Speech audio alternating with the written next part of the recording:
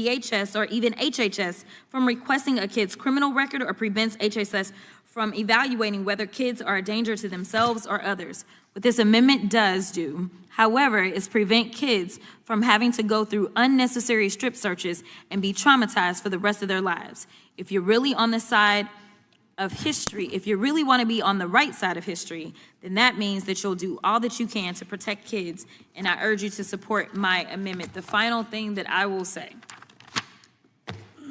is I stand by everything that I said before.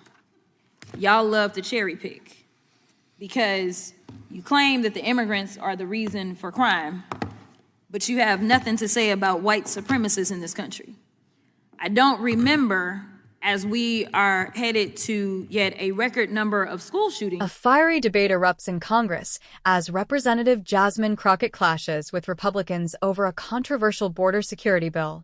While one side demands stricter vetting of migrant children, Crockett fights to stop invasive examinations and calls out GOP hypocrisy on child protection, trafficking, and gun reform. In this reaction, I break down both sides as a left-wing patriot offering right-wing perspective, exposing the politics behind the outrage. Then we'll come to the gentlelady for her amendment. Thank you, Mr. Chairman. I want to be clear about what we just heard a few minutes ago from Ms. Crockett from Texas, that we are doing a bill on some, quote, random dead person.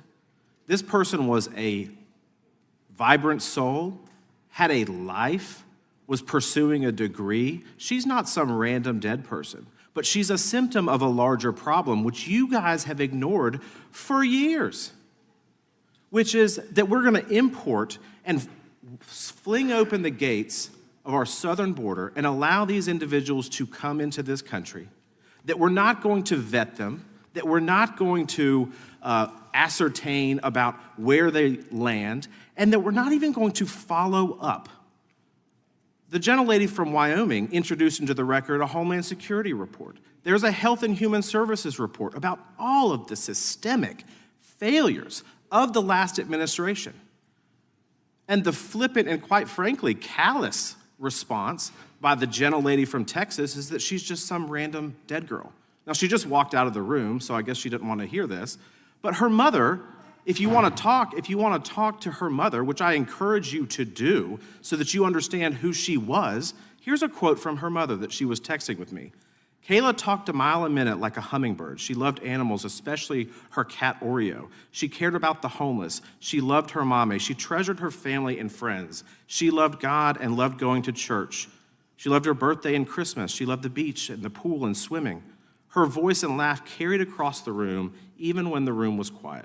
She loved music and loved to have fun. She lived every day to the fullest, and boy, did that girl love to sleep. And I can go on and on. This was a young lady who was pursuing a degree as a veterinarian. She wanted to help people. She wanted to live her life. She wasn't some random dead person that we just plucked out of a hat. She is a symptom of a larger problem that you have ignored. We had a field hearing, my first term in Congress. Not a single damn Democrat showed up to look at the open border lawlessness caused by this administration. So while you sit here quietly for the last 4 years when Joe Biden and Kamala Harris allowed and tacitly sanctioned the trafficking of hundreds of thousands of children across the border, I think it's pretty dang shameful. You said nothing while young girls and boys were raped and otherwise abused by their smugglers and traffickers.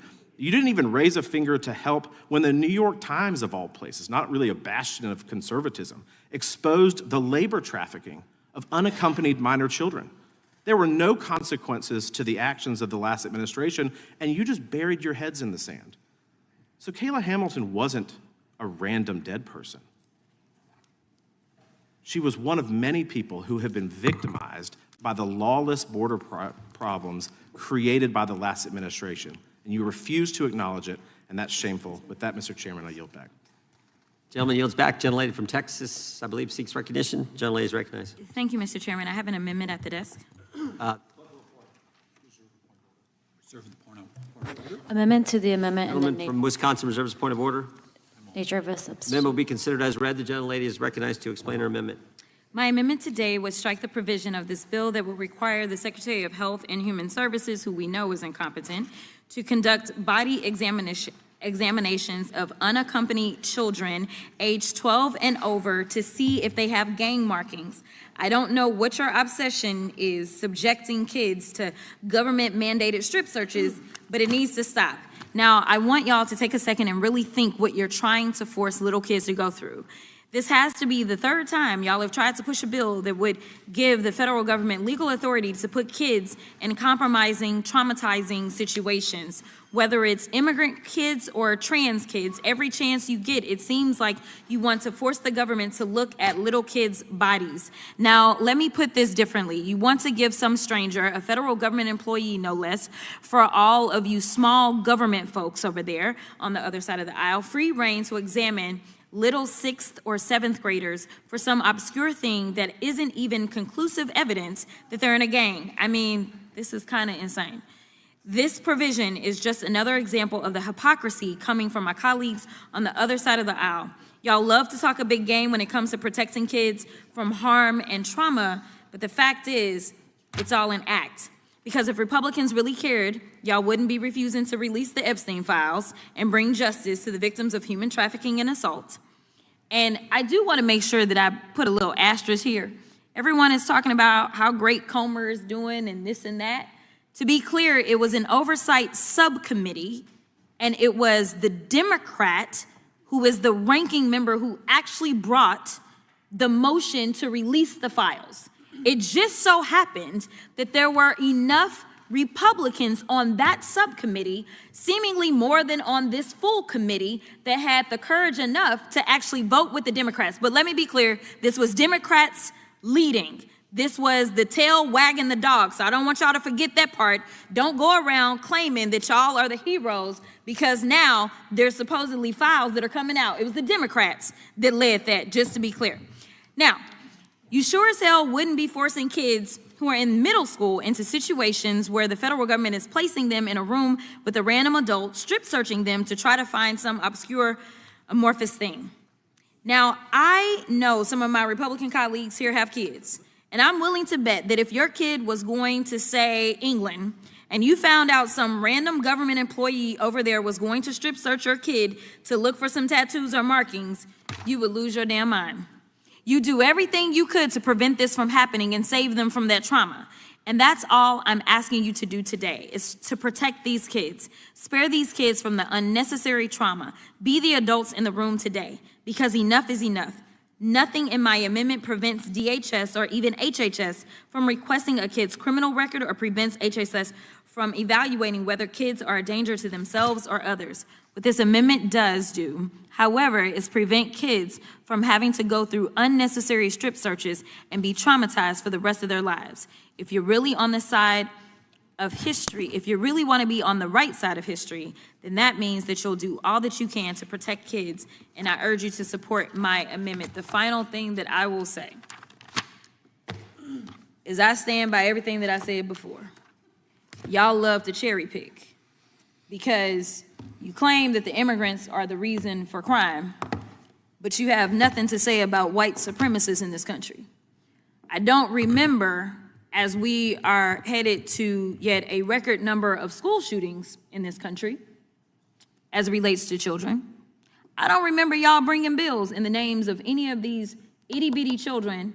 In fact, the most recent shooting, as y'all love to send thoughts and prayers, these babies were legitimately praying when they were killed. So I don't remember y'all trying to do gun reform for all of that. I don't remember y'all being super outraged when it came to January 6th and those defendants. Well over 1,000 defendants. And we're talking about they beat up on law enforcement. Now y'all love law enforcement. You love some ICE. Now that ICE is going around thugging everywhere. But nevertheless, I don't remember y'all even having the courage to say, yes, put the damn plaque up. That was signed into law. Y'all won't even do that. So don't tell me that y'all are here being the champions for everybody. You are very selective. So yes, it is a game. Because if I want to do legislation, I don't have to put somebody's name on it to do right. I don't have to put one of the children's names so that I can have real gun reform and save lives. And I will yield. Gentlelady yields back. The gentleman withdraws his point of order. The gentleman from South Carolina is recognized to speak on the amendment. Thank you, Mr. Chairman. In fact, I think you should, if you will stand by it, I think you should probably apologize to the mother and the family of the one that you called a random dead girl. I think that would be appropriate. But let's be clear about something right now.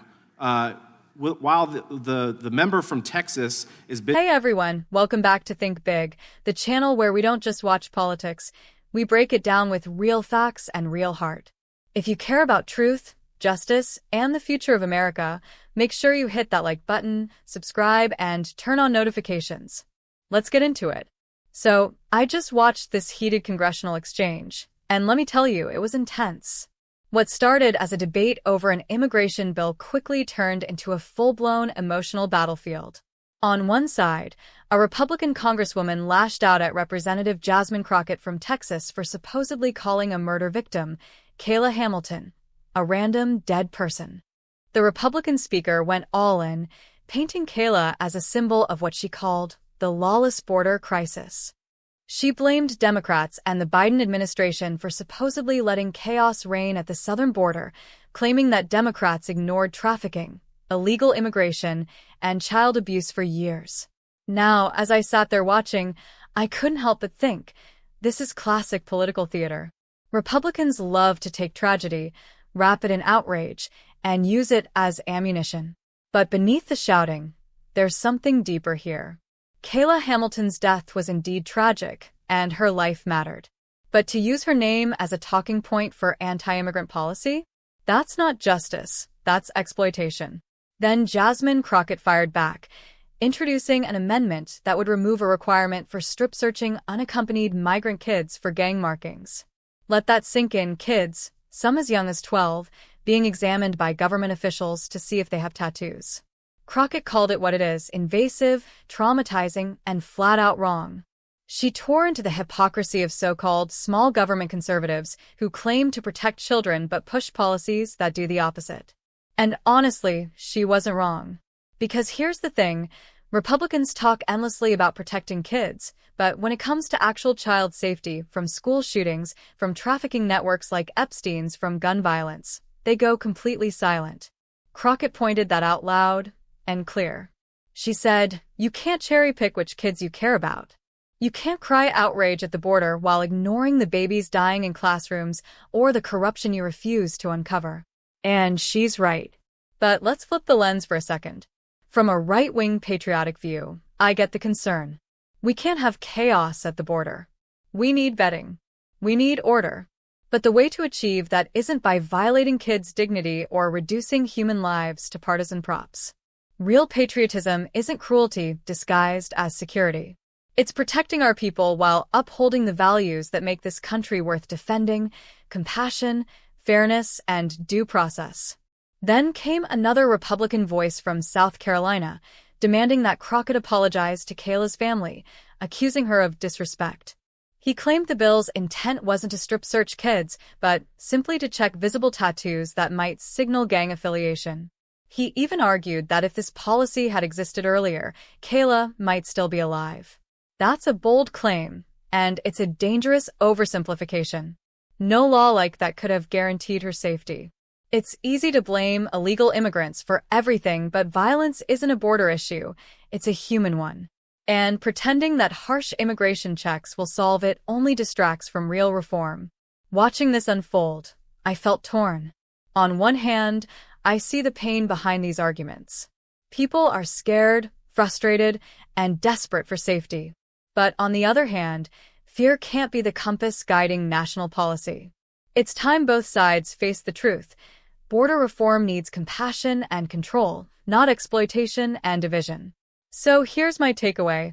America doesn't need more grandstanding. We need courage.